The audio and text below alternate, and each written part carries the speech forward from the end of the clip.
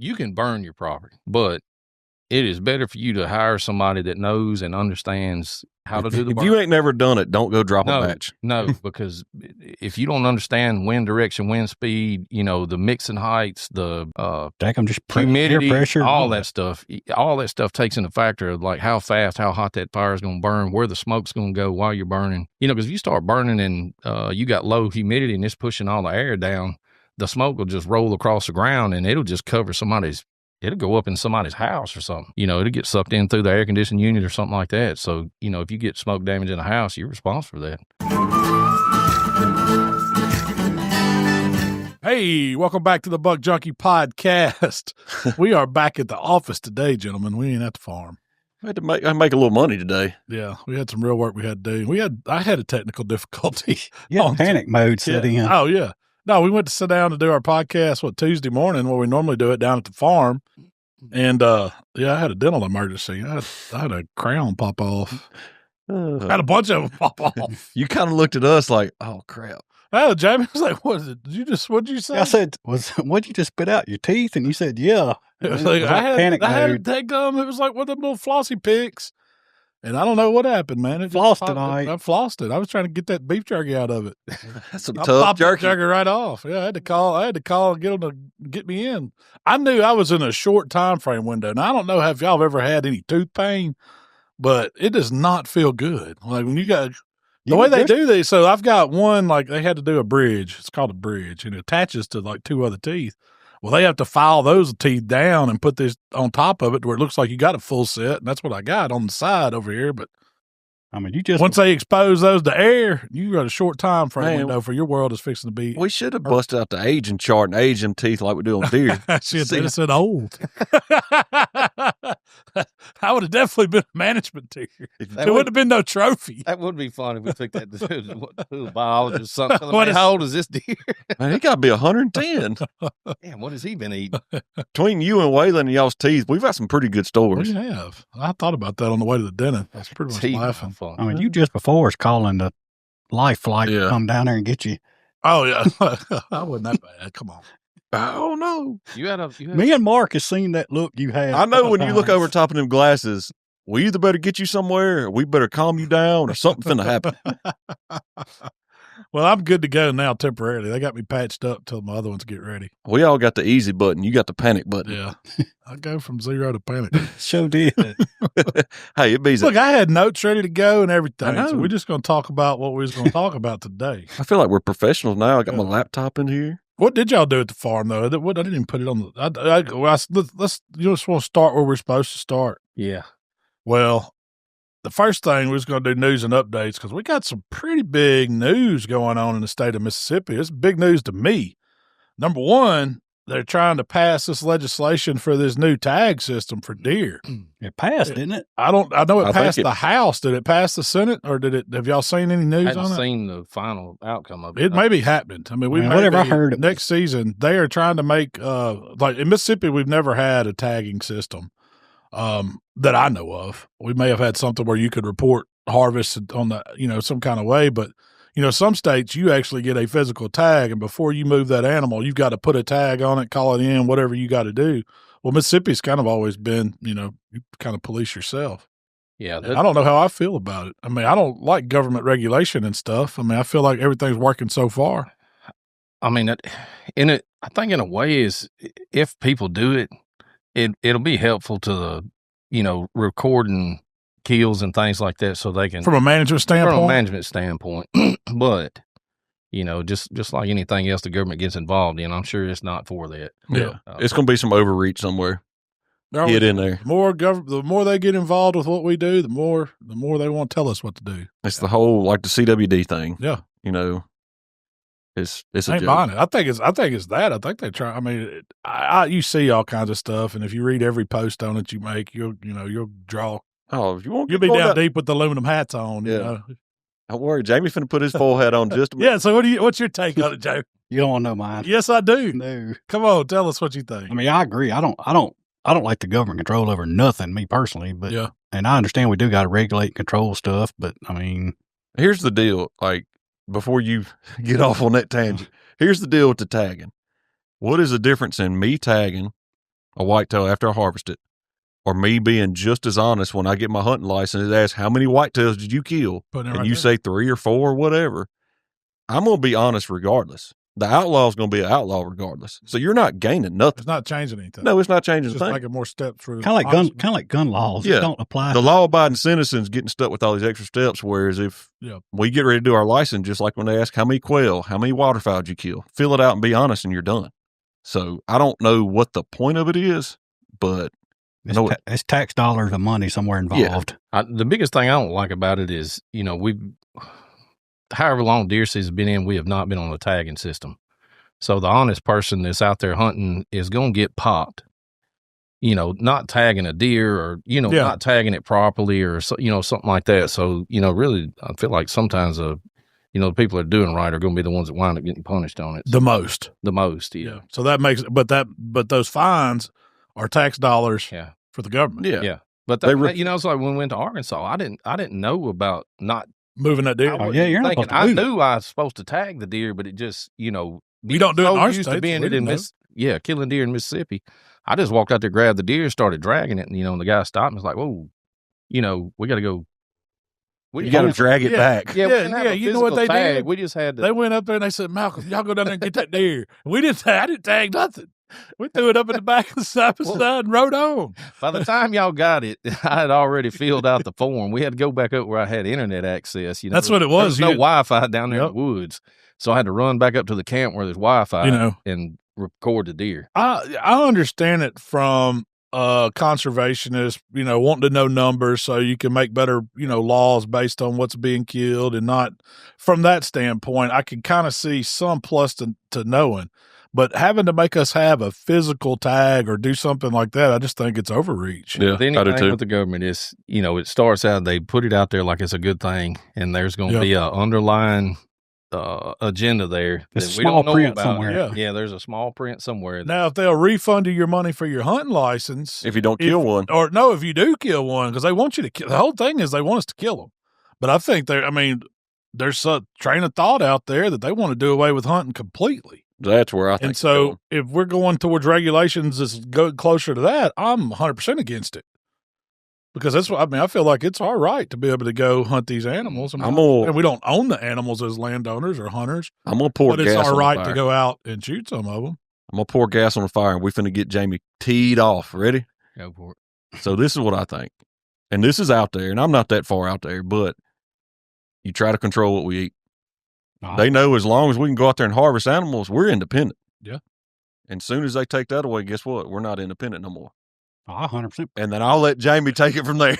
I think they want you buying this bull crap at the grocery store. 100% It's got everything pumped in it that's going to make diseases and sicknesses and stuff. They don't want you out killing wildlife or taking care of yourself and living off the land. But what you saying? They didn't kill enough rednecks and all the other stuff they released on.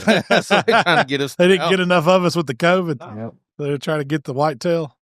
I don't know. We do have regulations and other stuff, and that takes me to number 2.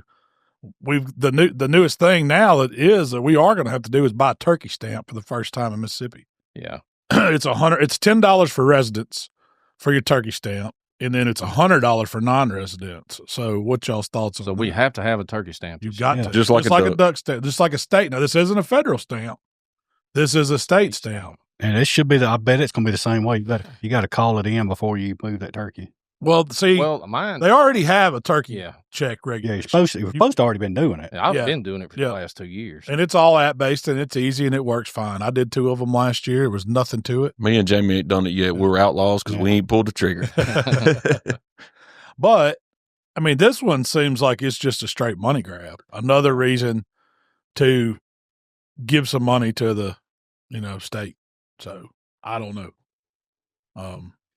So I'm all for preserving turkey habitat, making sure we got birds to hunt. And so when did they start doing the duck stamps? Do we know? I don't remember. Yeah, I don't know. See, I'm just wondering if the stamp come around the same time as all these Ducks Unlimited reserves that conservation. Yeah. That screwed up all the duck hunting, in my opinion. But once again, politics get involved with hunting and fishing. That's what heck, half them people voting yes on this stuff probably don't even hunt. And that's, That's the I problem. think most of them don't. I mean, numbers are going down. It seems like duck hunt numbers are coming up, but deer hunt numbers, they say, are going down. And turkey hunting seems like it's pretty daggone popular now, too. So they're probably just blowing up some money from it. But I think what happened, I mean, now this is my thoughts. What's causing the deer hunt numbers to go down is the CWD scare. Yeah. And they're scaring people from getting away from wanting to eat white-tailed deer. Mm-hmm. And I guarantee you, every one of us sitting in this room have ate. Oh, probably in the freezer now. Yeah. A CWD positive deer. You think so? Yeah. I know for a fact we have. Yeah. So, as a matter of fact, the guy that I was telling you on, Growing Deer on YouTube I've been watching, that's what he was talking to. A lot of these, and again, I'm just speaking what they say. I don't know what's right and what's not, but they're genetically manipulating deer that's supposed to be CWD proof. Yeah, and they're supposed to release them. But he says, according to him, and some research he's done, there's no possible way that could ever work. Yes, that deer might take 2 years before, 3 years, 4 years before it actually starts showing the symptoms. But in that time, it's contaminating 2 years more worth of habitat or acorns or food or corn or whatever for the deer. So you're not gaining nothing if it does work. I don't know. I'm no scientist, so I can't really say if I think that, the whole thing about, because the whole thing about doing something in a pen and then releasing those into the wild, I don't like that. That's playing with nature. I mean, CWD is around because of the overpopulation of deer. And I don't know if it started in a pen or how it got out, but it spreads because of the overpopulation. China. You think China's trying to get rid of our deer? I don't know if I believe all that either. But hey, I mean, it would be one thing what you want if they would actually come with some factual information that made sense. But you telling me a pile of corn out there is contagious, but that 10 acres of corn we got planted isn't. Yeah, I don't believe that either. That's they a crop. say because you're concentrating them. Deer concentrate themselves. I've had 40 deer in that Scrape's the field. ultimate concentrator for deer. Yeah.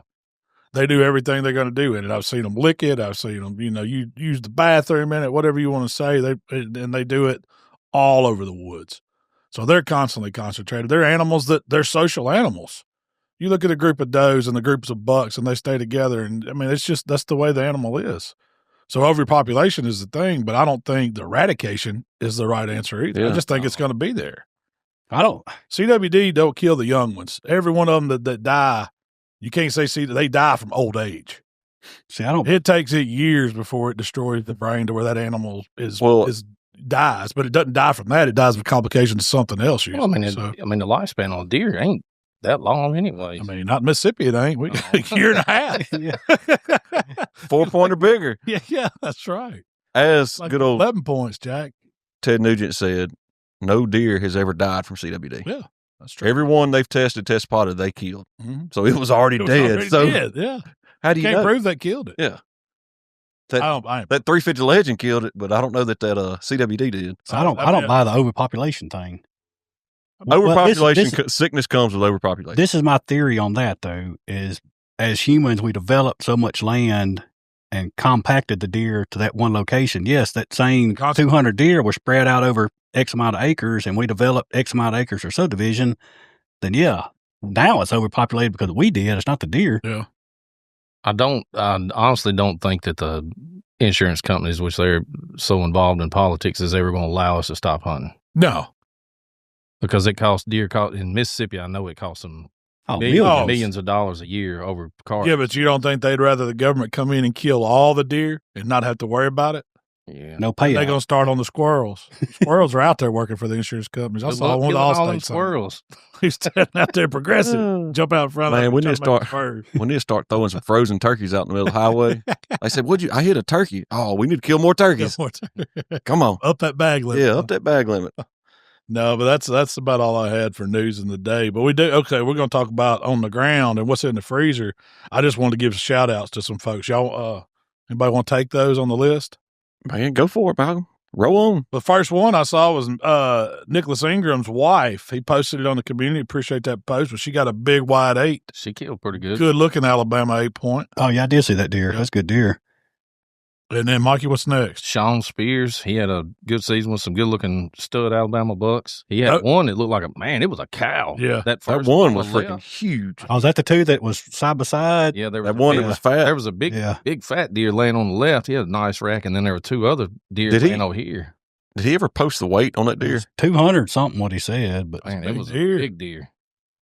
And we got Doug Bond shared some pics of the season, bunch of nice bucks, and we definitely appreciate that. I mean, that's what I kind of look forward to on the community is like seeing the deer. You know, everybody's out hunting, having a good time, so that's big for me.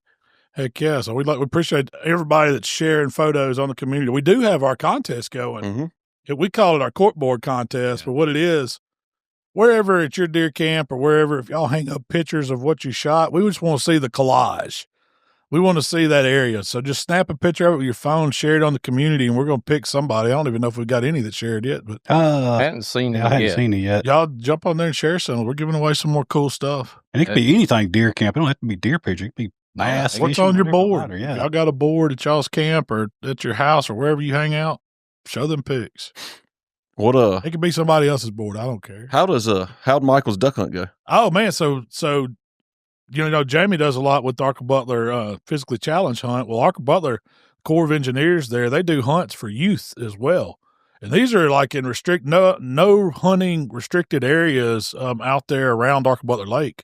And so they had a youth hunt. I didn't know anything about it, man. Michael's been hunting since he was old enough to hold a gun, and he's missed out on all these years of that youth duck hunt. Well, this year, I don't know if you told me about it or – yeah, me or Rob. Rob told me about it, but said you need to sign him up. So I signed him up. You just go on. They did a post on Facebook. It was back in December. You had to sign your kid up, and there's 2 weekends. They take. I think they had enough. I think they had 5 duck blinds, and they let two youth hunters per blind. So that was 10 hunters, and then your parent came, and then they had a park ranger and a game warden in every blind. So there was 6 of us basically in a blind. They had some nice blinds. I mean, real nice real blinds good down there. And so we showed up that Saturday morning, you know, still dark before daylight. We get out there. They throwed out decoys. It was actually froze the weekend. Oh, dude, it was the ice. Man, there was ice. It was 4-inch thick ice out there. I didn't think they had I think they had Rangers. I can't remember. They had Polaris Rangers. But we went out there and he's like, we'd be able to drive all the way to the blind if we can get through the ice. It was that Ranger was climbing up on it and having to bust back down. Yeah, and there's some places it was just on it and it finally bust through. That's hard on parts too. Dude, it sounds terrible. Them belts were smoking, Jack. I mean, there was 2 of them. I was like, "Ooh, y'all gonna need new belts after that." But we got out there and we got the ice busted up. They drove it around the hole, threw out the decoys, and them ducks started flying, Jack. I guess that was their like safe area. Oh, where y'all was at? I've carried guys in there deer hunting, and that's a honey hole. Oh man, they dropped in, and then Michael and the little boy, I think his name was Chase. They were some stone cold killers. They both killed limits. I mean, they could have still been shooting today if they had to cut. The game warden had to cut them off. Was y'all in the woods or you out? We was on the edge of the woods on a bean field. Yeah. I guess it was a bean field. They flooded. They got one culvert they block up and it floods that whole little bottom. Yeah. And man, it was jammed. Everybody was shooting. I think I don't know. We shot they said we were going to hunt till 2:00. Well, one little boy left with his limit at 9:30, and then Michael's like, "I want to keep shooting. I want to get my limit." So it was like 11. We was done. I mean, it wasn't like they were, hammering us, but it was a good morning. Pair here, pair there is always action. You wasn't bored. Ducks was always circling. There's a couple other blinds when you had some ducks working, they were shooting, and they'd flare them off. But that's duck hunting right there. Yeah. But they killed. I think Michael killed a couple greenheads, a gadwall, and the rest were teal. So it was a good hunt. How'd he do on those teal? Did they come in like? Man, Rob and that game one said, "Well, y'all shoot better than grown men I've seen." Yeah, them teal was coming in. You know how they do though. You don't hear nothing. You shoot at one, then they go sky high. That's my favorite. They was shooting. Oh man, it was. Yeah, I heard Michael and the other boy in the blind. They were heck of shooters down there. They was getting it. He's got one more youth hunt this weekend. It'll be over in Mississippi. So I guess this weekend is youth and retired or active military, isn't it? Something like that. Maybe. I think for the last weekend. That'd be pretty cool. There's birds everywhere. Of course, our season's over with. Yeah. Birds get here then. Well. But that was it. But so what's going on at the farm, y'all? Y'all did some work. I had to bail out on a dental emergency Tuesday. Y'all stayed down there and we've had an eventful past 2 weeks at the farm. Really? Yeah, it's been good. So what's the plan now? We're hunting season's over. Hunting season's over. So now it's just like mainly us getting all of our equipment maintenance and maintained, to get ready for the springtime. now's a good time to do it. It's wet and nasty. You really don't want to be out on your farm doing a whole lot of stuff because you're going to make a bigger mess than, you're going to have to clean up a bunch of crap if you have to go to messing with stuff right now. So, getting all your equipment serviced and getting all your deer stands back at, in winterized, yeah, getting all the heaters and stuff out of You call it winterizing them or summarizing them? Summarizing, I guess. But yeah, we did that, and we're fixing to do some burning. So we went in, cut some fire lanes, got those fire lanes cut in, dried up a little enough for us to get in there and do that without messing too much stuff up. So for those that don't know, what is cutting a fire break? Like, how do you go about that on your property? So you got a couple of different ways you can do it, and there's a couple of different implements that you can use on a tractor or a bulldozer and things like that. If you have a bulldozer, a lot of them have this little break and plow type thing that goes behind it, so they'll just go through and push any kind of debris or just scrape the top of the dirt, just make a dirt path 6 foot wide, and the little break and plow will come behind it, kind of roll the dirt over and just keeps the fire from jumping. I've seen that in the government woods. Yeah. So when you've ever been in the government woods and you see that mound of that like ditch that runs through the woods, that's what they've done it with, is a small bulldozer with a little break and plow thing on the back.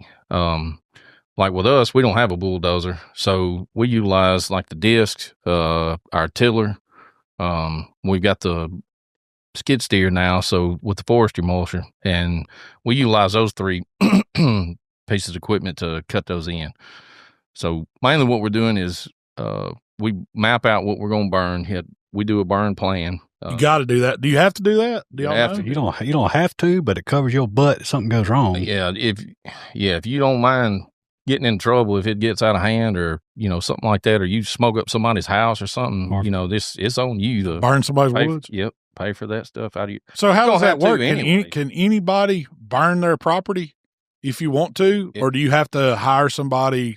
Or how does that work? You have to have a license, or I don't know. I mean, you can burn your property, but it is better for you to hire somebody that knows and understands how to do the burn. If you ain't never done it, don't go drop a match. No, because if you don't understand wind direction, wind speed, the mixing heights, the just humidity, pressure, all that stuff takes into factor of like how fast, how hot that fire is going to burn, where the smoke's going to go while you're burning.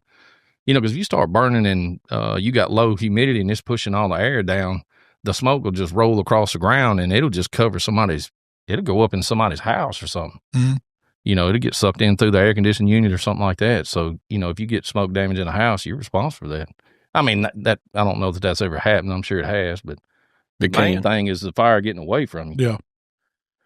So by doing a plan and talking with a professional or somebody that's licensed to do it, or either hiring them, that's just the safest. That's the safest way to do it, because he's going to go around and help you figure out where your escape routes for that fire might be, where you really need to put in fire lanes and stuff like that, which some of I say it's common sense, but if you've never burned and understand how fast that fire moves and how high it can get, you may go through there and just, do a little 2 foot wide path. Well, that may not cover it if you're, if you hadn't back burned and that fire's in the wind, it's very easily can blow debris over into the, across that and catch the next, across that little path on fire.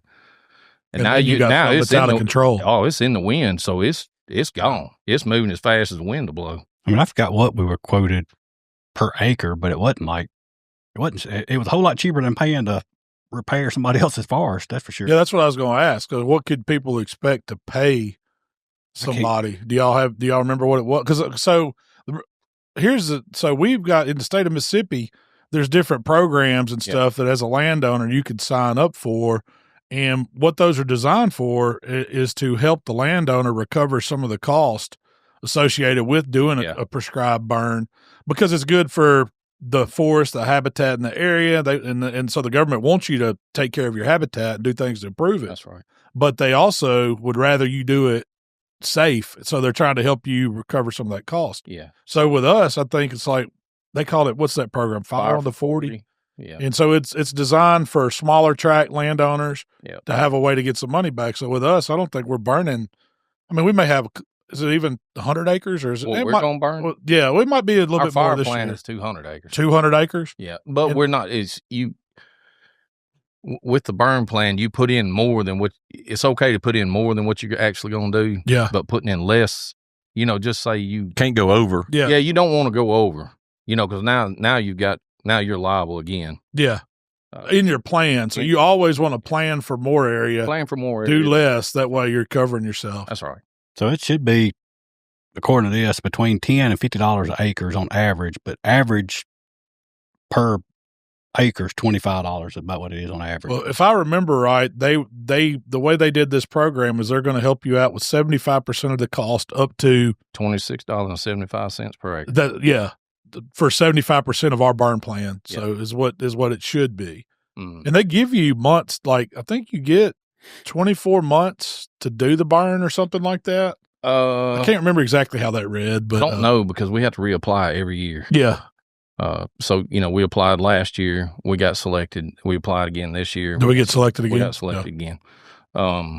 So they're really promoting you to burn as long as they have money in that account or that's been allocated to the, management practices of burning. They have it there. It's pretty easy to get, selected for it as long as you have an area. That's a government program that's good. We're not mad at that one. And maybe that's where some of the tax dollars from some of this comes. I doubt it, but but doing that burn plan, it not only alerts the guy's going to do the burn plan is going to do it, and he's also going to kind of call the local fire department because you don't want them out there, trying to put your fire out. Is that something that you have to do if you're not going to use? It's a good idea. You don't necessarily have to, but it is a good idea to alert them. A lot of times, like in these areas where we are, you have just a total volunteer fire department. There's not fire coverage. Well, you don't want them showing up and all them getting in the fire trucks and leaving their families. Coming out your that's money. That's going to cost somebody money. Yeah, it's going to cost taxpayers money. So you don't want them having to come and respond to something that was already planned, and you just got to communicate that to your fire departments. But even so, I mean, like I called our neighbor to the north the other day. I let him know, it's like, hey, we're over cutting fire lanes in the next few weeks, months. We're going to be doing some burning. Just want to let you know, just see smoke. You see smoke, it's not your place on fire. Yeah. Because they've got a 1,000-acre cattle farm. I didn't want him them panicking and they were up there filling up water tanks, running out there trying to put out a fire. So. Yeah. So it's a good idea to do that with all the neighbors to go ahead and let them know, hey, we're going to be burning them this time. But that's another thing. Like we don't know exactly the dates you can, because it's weather conditions. So we're looking for the right condition to be able to do it. You can't just go out there and drop a match. Yeah, I'm gonna burn next Saturday. You might not. Yeah, like if you was gonna go out, like we're under wind advisory this Saturday. So not a good day to burn. Not a good day to burn. 25, 35 mile an hour wind. Yeah, I mean if you have never, woods burn different than the grass fields do. When you get in the woods, it's, Rob said this, he says, kind of like watching paint dry sometimes if you ain't got a lot of wind. But we've all seen the grass fields burn and the dove fields that we burn, how fast. That got a little scary last year. That could get up over you, man. That'll get up over your head fast, and it's rolling, and it gets hot fast. So it can do some major damage. So when you do the burn plan, you need to cut your fire lanes in. You need to take more time on the front end, making sure those fire lanes are correct, making sure there's no debris in those fire lanes, as much of it's out as possible. Well, can you do it with small equipment? Say, what if you don't even have a tractor? Yeah, I mean, leaf blower. You were running a leaf blower. I ran a leaf blower for 6 hours. How'd that work, man? I tell you, if you ain't ever bought Echo leaf blower, that's a bad dude. I don't know what model it is, but I used it. I went home and bought one. Oh, really? Yeah. Is that better than the battery powered one? Oh, 100%. It ain't even no comparison. Milwaukee, a blow off. Oh, it is. Like Milwaukee is the baddest battery powered one for sure, but it ain't even in the same league. Yeah. But no, like Mikey printed off like a topo map, and we kind of drew what was needed to be done, where it needed to be done, and to me that was helpful. And that's kind of what I did is we marked off what roads, and we got good gravel roads in both properties, but they're covered in leaves and pine needles. So that's all I did is I rode the side by side out there, fired the leaf blower, put my earbuds in, got a little music going. I just struck out walking, and I walked all the roads that were going to be a burn road, and blew them off. And I blew them off about 6 or 8 foot wide, but I mean, it got it down to bare dirt, and it worked great. It did not take nearly as long as I thought it would. And it was pretty relaxing, honestly. I mean, it wasn't bad at all. And it wasn't a whole lot of trouble. A lot of ours is just, we got a lot of food plots, a lot of fields. So it's really just connecting the dots. So in between one food plot to the next, we would either blow the road off, or, if it was just, there was no road there, we went in and knocked it, got the dirt exposed where the grass was either tilled under or broke up, where it wouldn't jump over the road. One advantage to that I saw immediately was, don't let our secret out. That's top secret there. The birds are showing up where you dis. Yeah. I don't know why. They like that fresh. As soon as you break ground, yeah, them birds are coming to it. And that's something too. I was not a believer of this last year. When we were sitting there talking to Rob, burning there behind the camp, he's like, in 2 weeks, there'll be turkeys on it. And we ain't seen a turkey behind camp in months, probably years. And I was like, ain't no way. 2 weeks. They were there. And they stayed there. I mean, I didn't realize that it was like you flipped a switch. They were drawn to freshly burnt ground like that either. But heck, we had green sprouting within 2 weeks. It was within 10 days. What you had burnt ground, you could tell, and then everything turns green just on the 9th, 10th day. The first rain. Oh, look at all this stuff popping right back up. And you use it for different purposes, burning and stuff like that anyway. So, like ours, we've got a lot of pasture grass and stuff on that 50 acres that's in the back. By us burning every year, we're knocking that pasture grass back, allowing those forbs and different wildflowers and things that come up out there. Well, the wildflowers attract bugs, which attract turkeys. The forbs, the deers, natural browse for them, briars, all this different things like that pasture grass, because they cut hay off of it before you bought it. Mm-hmm. They had, they were promoting the hay growth out there. So they were spraying chemicals to kill off all the unwanted stuff. They were killing all that stuff. And we're trying to revert back to natural, natural browse, natural things like that. So best way to do that, cheapest way to do that is just burning. Yeah. And see, you're not using any chemical or anything. Yeah. I like it because when you're out there burning, and say you do have 10 or 12 acres that's already burned, ready to go, and you're just kind of watching, make sure everything's going, it's unreal what you find. Because, I mean, deer sheds are no problem to find. Yeah. I mean, they might be a little toasted and caramelized, but but you definitely find. We found, I don't know how, we found 10 or 15 out in that sagegrass field. Mm-hmm. And you get to see a lot more of what's physically there. Because you don't realize, like, when I was leaf blowing, I got back in them pines and had no idea how thick them pine needles really were. I mean, there were some of them that, no joke, was 6, 8, 10 inches thick in that road, and you never would have known it. And you start with that leaf blower and blowing and uncovering the soil under it's just worms, it's bugs. I mean, you're uncovering all that for the turkeys and for the birds. Well, you think about, if you don't burn this, I mean, this is just a good analogy. If you've ever laid a piece of plywood out in your yard, all right, that's the same way it is inside your woods with all that thatch on top, that covering it up, leaves and pine needles laying. You pick that piece of plywood up after a week. All the grass is dead. If you leave it there for a month, it is bare dirt. There's nothing there, and there's nothing growing there. Once you pull it off, it'll flourish. It'll take off. So when you burn, it does that same thing. So, it's a really good thing for your woods as long as you get enough sunlight to the ground. So it promotes that understory growth. Yeah. And then you're just taking off that old dead thatch every other year or whatever your plan is. So that was my next question. Once you get a burn plan going, so you burn 1 year, do you have to do that every single year? Do you put it in rotation? What's the thoughts on that? It's best to put it in a rotation. Unless, like our grass field, we're going to burn that every year until we see the native plants that we want to see out in that field. Once we see that, then we don't have to burn it every single year. We can burn it once a year. I mean, once every 2 years, or every 3 years. Yeah. And let it go, and then just by that point, you've got all those things growing out there, so you're just kind of burning it off to keep any sweet gums or things like that out of it. But, like your woods and things like that, pine trees, you can burn them every year. Yeah.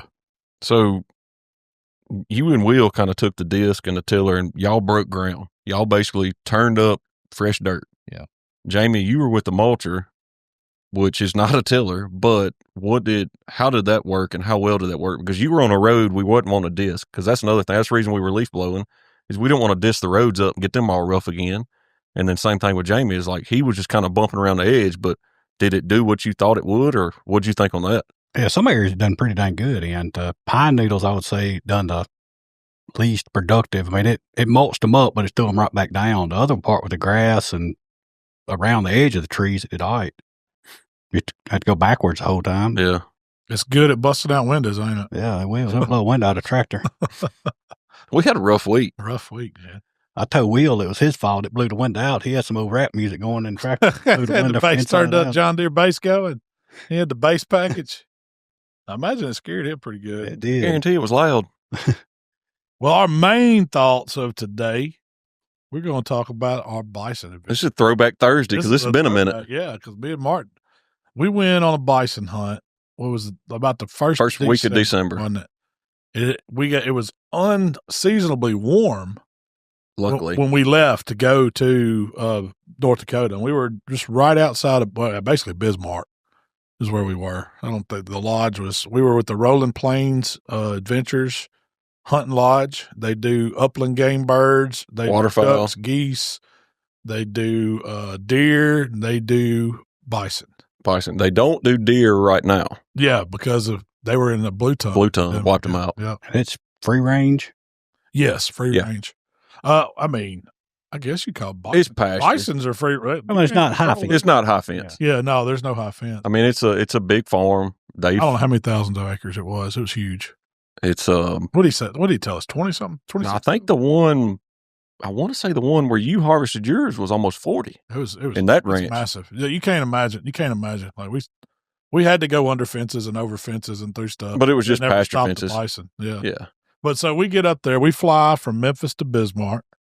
We leave in the morning. We get to the airport. I think we went through Minneapolis, didn't we? And we were there by mid-afternoon. Yeah, we was there. We landed in Bismarck at like 1. Yeah. Or something. It was a quick flight. They pick you up at the airport. Now, they ain't picking you up in a Bentley.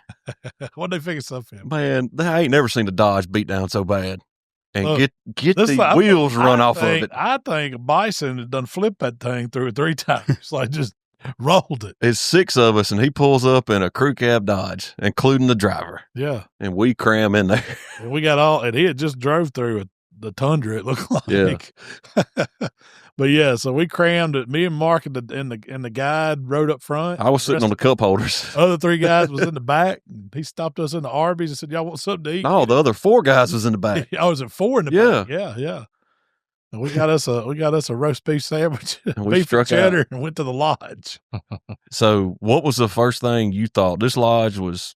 It's not a big, crazy, extravagant lodge, but it's nice. It's not. Yeah, it's nice. It was I definitely enjoyed that. But when you walked around that corner and seen that bison over that fireplace, yeah, they had one fully mounted, and it is a beast. It is a beast. I had no idea. In this room now, it wasn't a monster room. Mm-mm. They had that full-grown bison, and then you turned around, and it was a full mountain lion mount that had been killed there, a full whitetail, like a 10-point. So it was a big buck. And then something else. A pheasant got up. Pheasant getting up. This was like a scene they had created. So you can imagine it'd take up a whole wall, how big it was. But the bison was the centerpiece of that room, and this dude's massive. It was, how old did he say that one was? Over 20? Yeah, he was over 20 years old. That was one of the biggest ones on the property at the time, and I think still is. Yeah. He was a beast. And so that was what we were going after. We had a group there was 5 of us, and then you went, cameraman, and we had another driver go with us. So the plan was 4 of us flew up, and then that's right. One drove, and 2 people drove up, pulled the trailer, hauled all our gear, so we had to take our guns and all that, and we didn't know what the weather was going to be like when we got there, so I took every bit of. I had all the clothes I had. But we were going to have to bring all of this bison meat back, and we had 5 tags. We had tags for two young bulls and 3 trophy bulls is what we had. So at that, what's live weight on 5 if you harvest a full 5? Oh, shoot. I mean, I think realistically, the trophies were probably around 2,800 to 3,200 pounds. Yeah. So just average 2,500. Just go low 2,200 pounds for a trophy.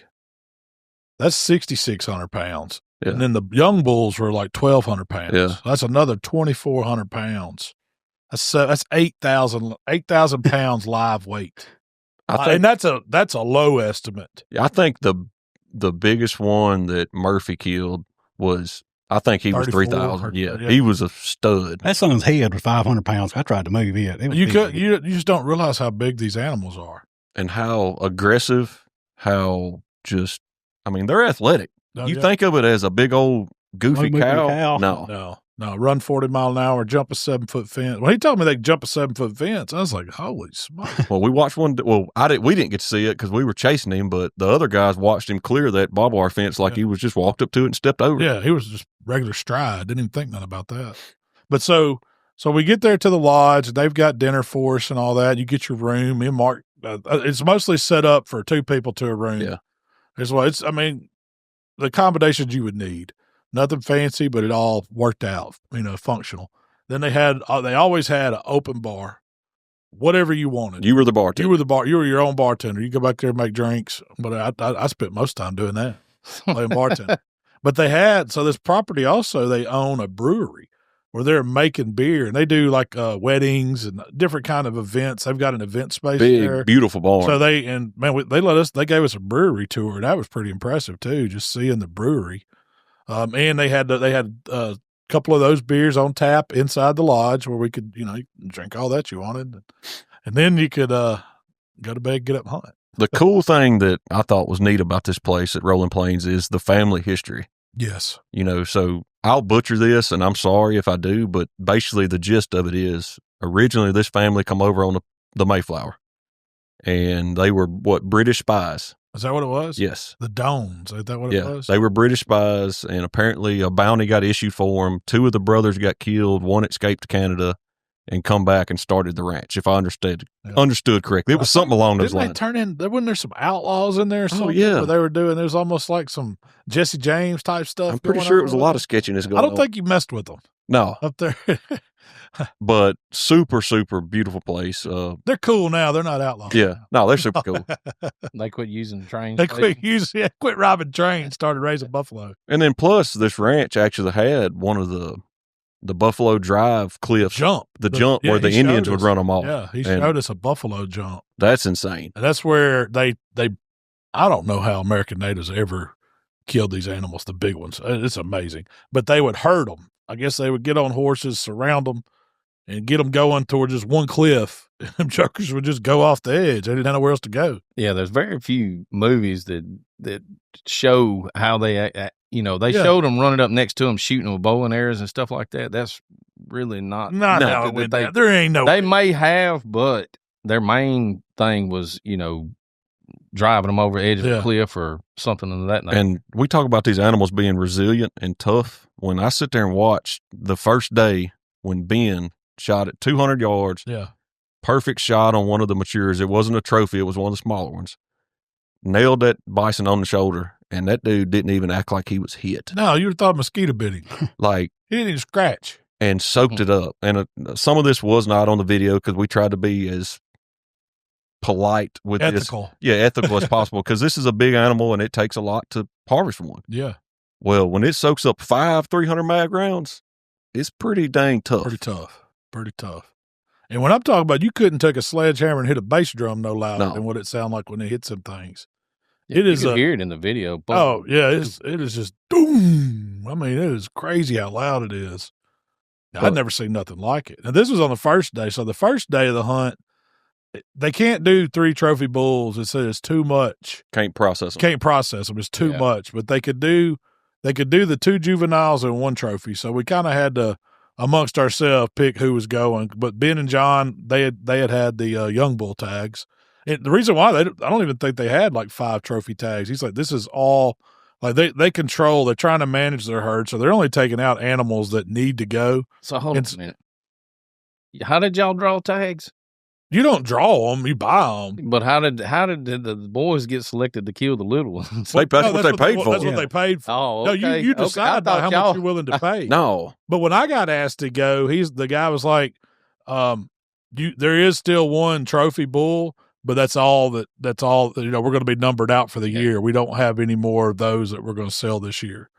And I guess they don't, just to keep their herd numbers right, Yeah. And so, and we saw the herd stays all bunched up, but you can't shoot them It's not like you can go up to the herd and say, all right, we're going to kill all 5 of them right here. So let me speak this real quick. Is when we first got started, I was excited about being there, but I was not interested in the hunt because in my mind, I was like, we're walking out in the pasture, we're finna shoot a Black Angus bull. Yeah. And we're going back to camp. And it can be that easy. But after that second day, when me and you put that hike in, I realized then this is not that. It really depends on what that animal does. Because what you're doing, so we're riding around on this massive, massive ranch, rolling hills. And when I say rolling hills, they're like mini mountains. And you got to get up, and so you're either in a side-by-side or if the weather was right for us, so we got to take a truck. It was still sketchy. It was bumpy. But so we're riding around and we're cruising these hills, and you're trying to know where the bulk of the bison are. And then you're trying to find the ones that are broke out because I guess the bulls and stuff, they're kind of nomads. There's always some. And so they kind of bust off to the side. You try to find one that's far enough away from the herd that you can get up to without spooking and kill it. And so that's what we did. We rode around. Yeah. You'd ease up on these hills. You'd glass. You'd look. Sometimes, I don't think, the first day, we never rode more than about an hour and a half locating. Yeah. Because we found the first 2, and it just so happens there was the 2 young ones. He said, I think those are 2 shooters. And once the guide tells you if it's what you can do, he don't just turn you loose on his thing. He's with you the whole time. And what, the dog done crop dusted you over there? The dog's done cut one loose under the table over here. It's pretty bad. Well, I had to stand over there. It ain't got here yet. So you're riding around in your glass, and the guide's looking, and he's like, all right, we can go after these animals right here. So what you do then is, we were in 2 trucks because all of us got to go. One truck kind of stays behind and just glasses and watches from afar. The other truck maneuvers, parks, and then you get out and you try to use the contours of the land to get the best shot and to not spook these animals. And so they were able to get to within 200 yards that day. And there wasn't too much snow in the field they were in. I mean, there's a little bit, I think, but it wasn't bad. It wasn't too cold. It's like 50 degrees. It's beautiful. So that was the other thing. The first morning we went out, I think it was 28. And it did not feel like 28. It felt like 40 or 50. Yeah. I didn't have I had a pullover on and that was it. It was not cold. Wind wasn't blowing? No, it was nice. And so they shot those 2. And then we go after the trophy, and it takes another hour and a half, maybe ride. Well, I think went to a whole different ranch. We went to another ranch, and just by reading the guide's face, I don't think that trophy was where he was supposed to be, and yours wasn't either. Yeah. They kind of had it kind of caught them off guard. They're like, oh crap, there's the bull, So It was a little different stalk hunt method than we were thinking we were going to get into, I guess. There was a little deeper snow over there. It was kind of in a ravine, and that's where Daniel got his, and that was a show. Yeah, we had an elderly man with us, and he shot and scope, bam. Oh man, blood everywhere like a stuck hog. He hit an artery. We couldn't show that one. Yeah, on the camera because it was It was rough. Yeah, it was rough. He was covered in blood. The guide was. I'd never seen. Now I've seen people. I've hit my own eye before, dotted it pretty good, but I never needed stitches. This feller needed. He needed like real stitches, like hospital 15 help. Stitches. It pretty much peeled his entire eyebrow down the corner of his eye, and it was just like raining. So he shoots, and the whole time he's shooting at this bison, his back is to us, and we're like, I'm filming, and I'm watching the bison, and the guide's watching the bison, and the guide looks over, and he was like, oh, crap. And I was like, what? And he turned around and looks at us, and it looked like ground beef on his face. And every time he shoot, I mean, it was rattling. That 7 mag was jarring. And he shot 4 or 5 times, just taking it in his head. Bam. Kept hitting? Oh, yeah. He hit him every time. Just kept laying it. He was tougher than a buffalo. Damn gun down. I was back at another truck, and so Mark comes back across and picks the deepest snow to go through. He's waist deep. I go back. When we stalked this bison, we dropped down the bottom of the hill and come around like a little ravine and valley and come back up on it. Well, I'm going back. I said, screw filming. We ain't going to be able to show this anyway. I just turned the camera. You're coming to get the daggum helicopter flight. I come back because I knew there was paper towels in the truck. And I was like, man, this old man's bleeding everywhere. I was like, I'm going to try to help him. Well, I was going to do a straight shot to the truck. And it looked just like we did when we walked in. Well, I got in a snowdrift. And by the time I realized I was in a snowdrift, it wasn't turning back. You just had to commit. Yeah. And it was anywhere from waist to chest deep snow. I mean, you just trudging through it. You was out of breath when you got back. Yeah, it whooped my tail. You were like, we're gonna have to get somebody out here to help him. He's busted. I was like, we didn't know. because we're, half a mile back watching. And with binoculars. And the guy's like, y'all got to take him somewhere. And I looked at him. I said, you good, Daniel? Oh, yeah, it's just a little cut. And I'm like, I don't think it's a little cut. They cleaned him up the best they could and took some pictures and then got him back. And then just so happened, there was another group of guys. I think they were from South Carolina. A doctor and a surgeon or something? They were surgical anesthesiologists, both of them. And so they had medical training, and they looked at him and was like, my God, he ain't got nothing here to fix that.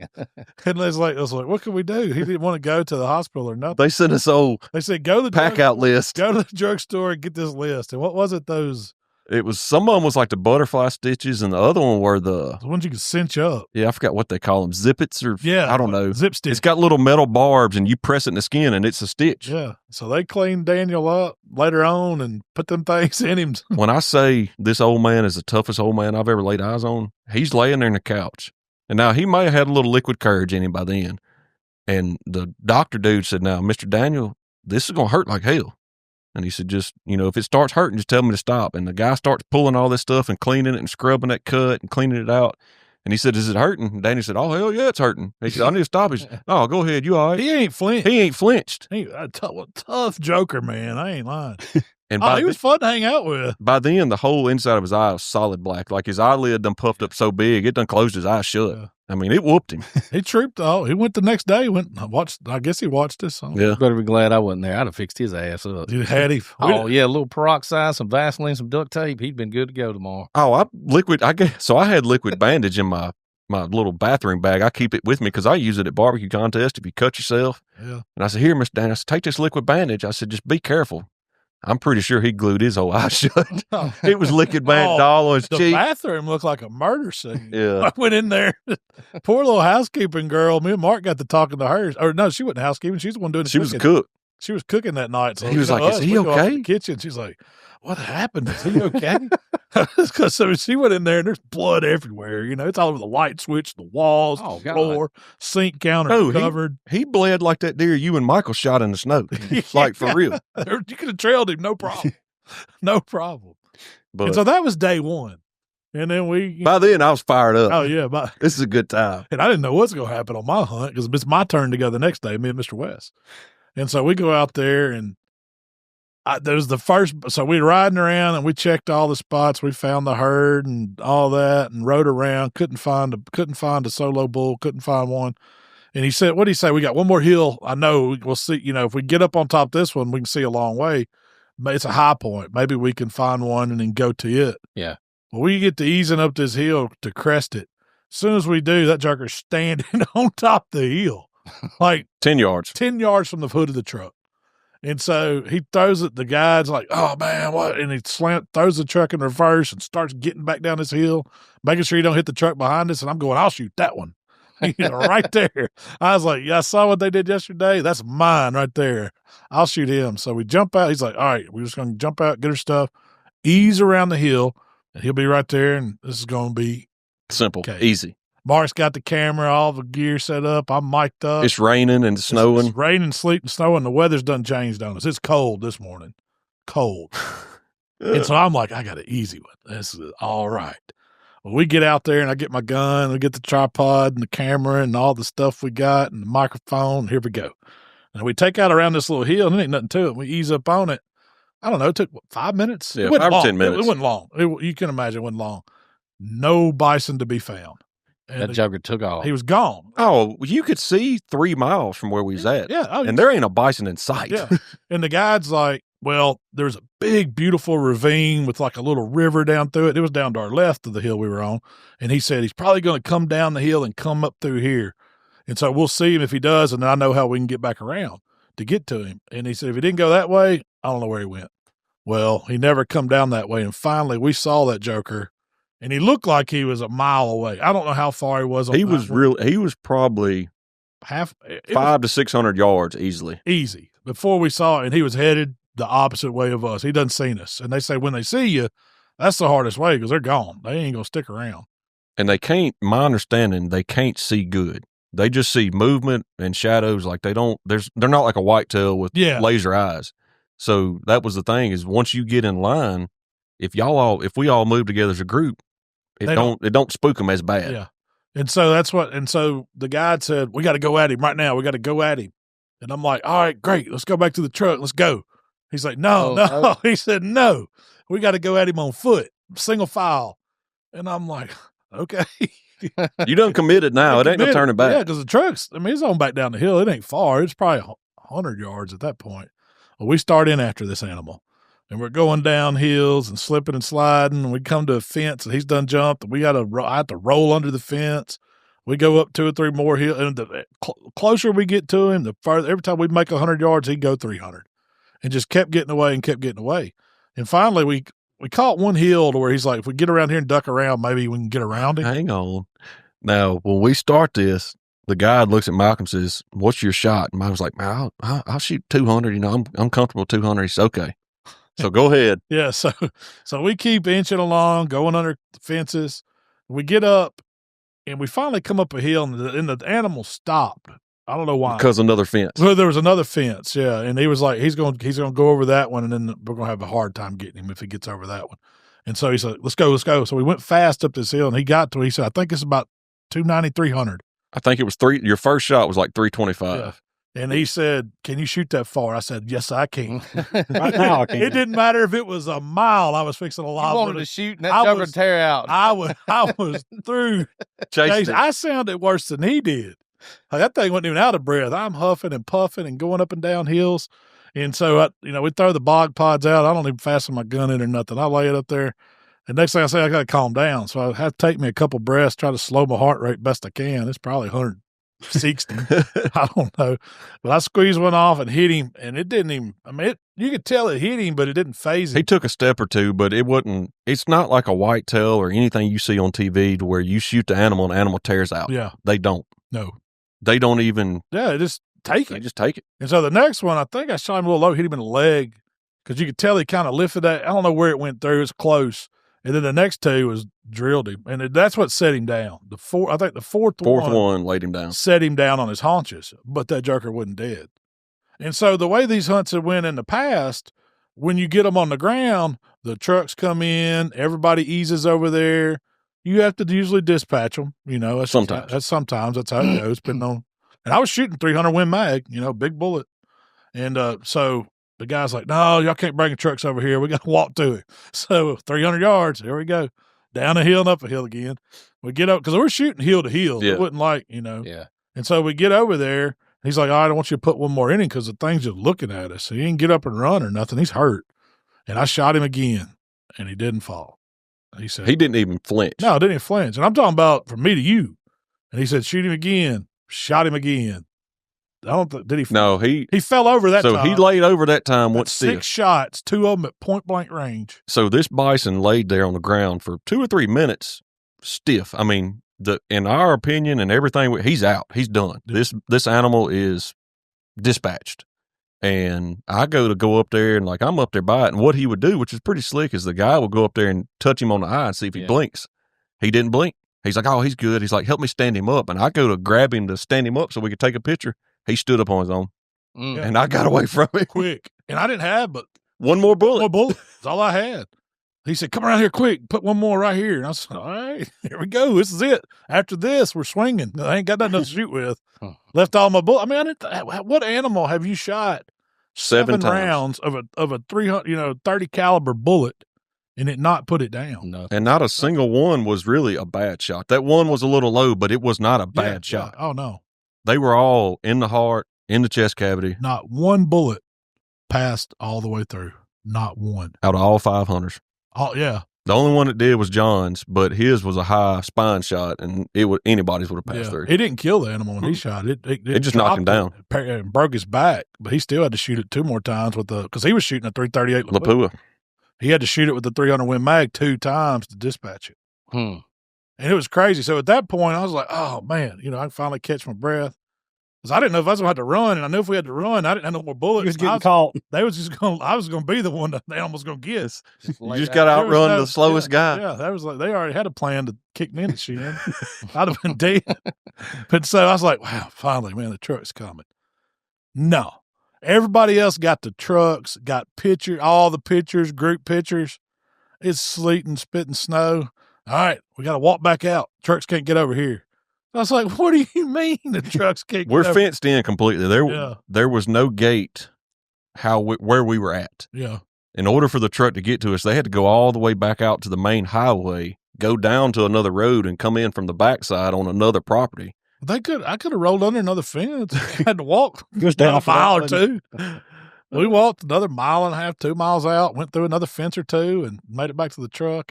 But you know what? And then we had to go chase another one. Yeah. I know this all was fun. Now, don't get me wrong. You did it, though. I had a blast. I did it. I would do it again right now because that was a lot of fun. And then the final hunt, which was Wes's, Yep. We went over there kind of where the cliff or whatever it is, and we got up on a huge cliff, and it was, picture perfect. Oh, you couldn't have drew a picture. And we looked, and that big old trophy bison was down there just feeding in the bottom, and he was valley. Yeah, he was probably 175, 200 yards. Yeah. And Wes, but it was pretty much straight down. Yeah, it was a big elevation valley. drop. Yeah, from where we were. And Wes was shooting. Is that a Sharps 4570?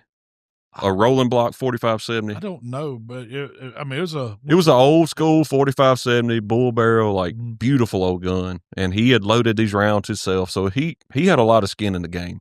And Wes wanted to shoot one with that gun specifically. Yep, buffalo, because that's what they shot him with back then.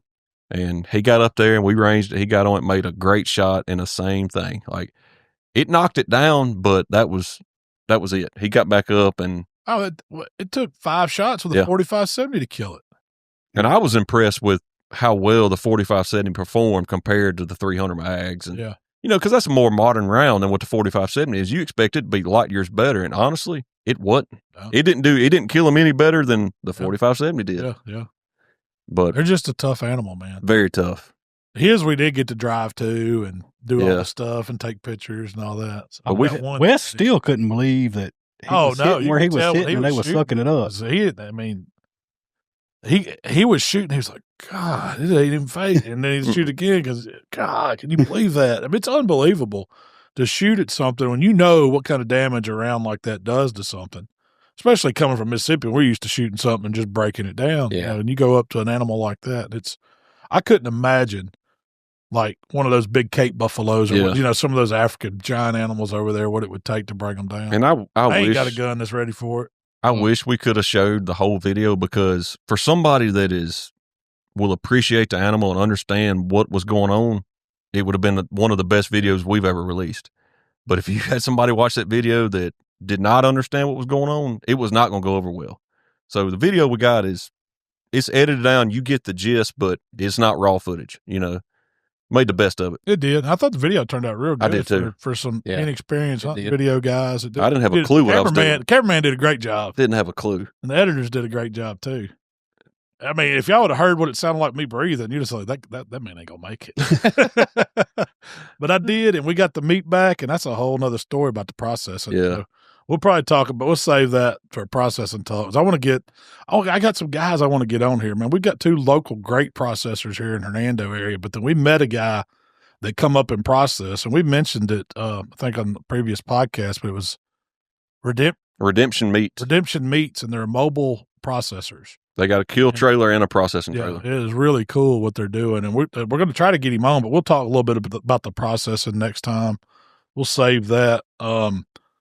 Man, anything else y'all want to talk about today? We're about out of time. Man, y'all check out that bison video. The processing video as well got released with Redemption Meats this week. So is it out? It's out. Yeah. Y'all check that out, because I learned a lot. That was pretty neat to be a part of that and see how to break these animals down and what goes into processing 3,000-4,000 pounds of meat. It's a lot. All I know is I was out with Mr. West the other day, and he opened up the refrigerator, and I don't know how many hundreds of pounds of ground bison is in there. It's a lot. I got to go get some more of it, because I done went through what I got. It's a lot, but it is good too. It is fantastic. Yeah. Y'all been eating at your house, hadn't you? We've eaten it once a week. Yeah. Have y'all cooked any of it? I've stole 2 packs, but I've not cooked with it. It's good, man. Yeah, y'all need to grab some of it and cook it. There is no way that I don't even know if we all could eat it all. It's a lot.